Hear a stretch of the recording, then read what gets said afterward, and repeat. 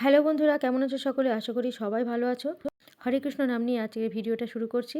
চন্দ্রগ্রহণের দিন পড়েছে হোলি খেলার দিন। তাহলে কি হোলি খেলা যাবে? 2026-এর হোলিকা দহনের দিন পড়েছে 2রা মার্চ এবং রং খেলার দিন পড়েছে 23রা মার্চ মঙ্গলবার। কলকাতা এবং পশ্চিমবঙ্গে সাধারণত 23রা মার্চই রং খেলা হবে। এই বছর হোলি খেলার দিন চন্দ্রগ্রহণও পড়েছে, যেটা অন্যান্য বছর পড়ে না। আনুমানিক হোলিকা দহনের শুভ সময় সন্ধ্যা 6:20 থেকে 8:50 অবধি।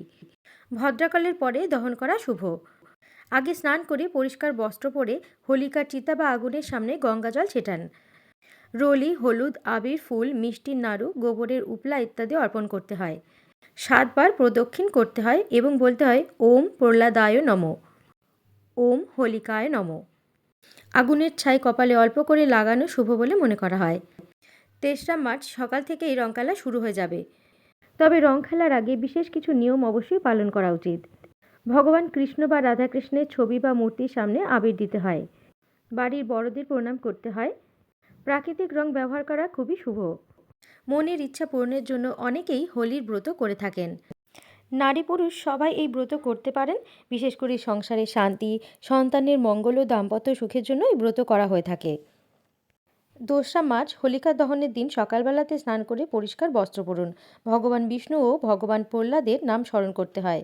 সারাদিন নিরামিষ ভোজন বা ফলাহার অত্যন্ত শুভ। সন্ধ্যায় হোলিকা দহনের সময় পূজা করে 7বার প্রদক্ষিণ করতে হয়।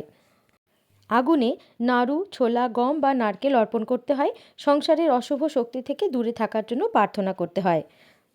আগুনে আহুতি দেওয়ার সময় বলবেন ওম প্রহ্লাদায় নমঃ, ওম হোলিকায় নমঃ, ওম নৃসিংহায় নমঃ।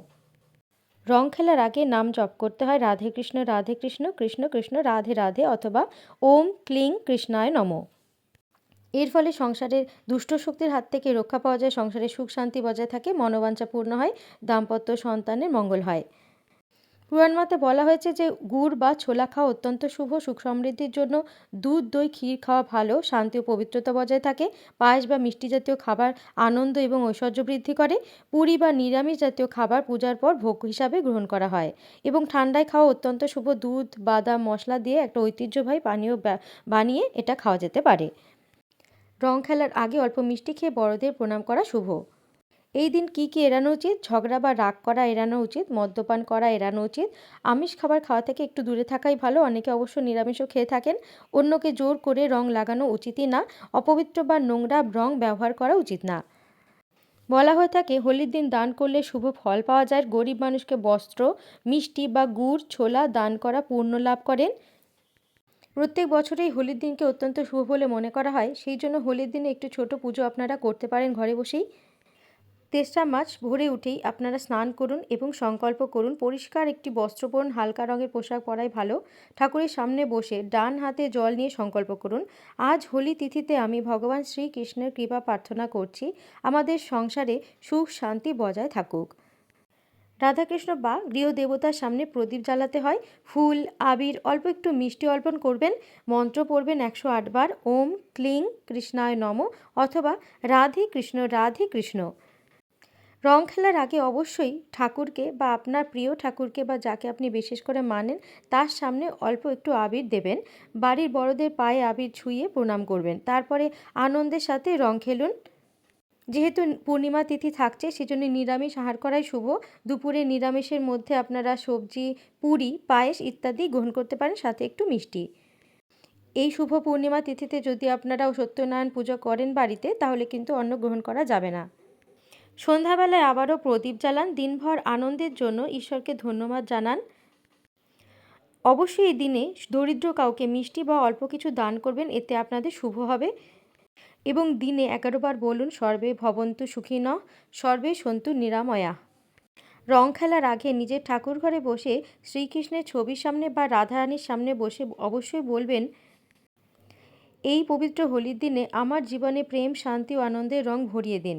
আমার পরিবারকে সুস্থ রাখুন। সংসারে সুখ ও ঐক্য বজায় রাখুন। আমার মনের সব দুঃখ, ভয় ও বাধা দূর করুন। নতুন আশার আলো জ্বালিয়ে দিন। যেমন রঙে রঙিন হয় এই পৃথিবী, তেমনি আমার জীবনও শুভ ও মঙ্গলময় হোক। সবার প্রতি ভালোবাসা ও ক্ষমার শক্তি দিন। ওম শান্তি, ওম শান্তি, ওম শান্তি। এই দিন চন্দ্রগ্রহণও পড়ছে। শাস্ত্র মতে চন্দ্রগ্রহণ চলাকালীন পূজা, খাওয়া দাওয়া, শুভ কাজ, উৎসব করা নিষেধ। তাই গ্রহণের সময় রং না খেলাই ভালো। অনেকের মনেই প্রশ্ন আসবে, চন্দ্রগ্রহণের সময় কি রং খেলা যাবে? গ্রহণ শুরুর আগেই রং খেলা শেষ করতে হবে। গ্রহণ চলাকালীন ঘরে থাকাই ভালো। জপ ধ্যান করা ভালো, যেমন ওম নারায়ণে নমঃ বা মহামৃত্যুঞ্জয় মন্ত্র। গ্রহণ শেষ হলে স্নান করে পরিষ্কার পরার নিয়ম আছে। চাইলে আপনারা গ্রহণের পরে আবার রং খেলতে পারেন, অথবা পরের দিন আপনারা রং খেলতে পারেন। 17ই ফেব্রুয়ারি 2026 বলয় গ্রাস সূর্যগ্রহণ, ভারত থেকে দৃশ্যমান নয়।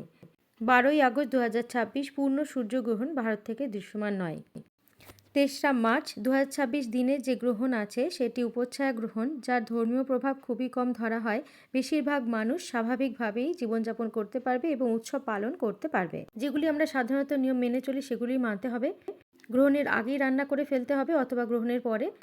রান্না করা থাকলে তার মধ্যে তুলসী পাতা বা দূর্বা দিয়ে ঢেকে রাখলে অবশ্যই শুদ্ধ থাকে। গর্ভবতী মহিলাদের বিশেষ সাবধান থাকতে বলা হয়।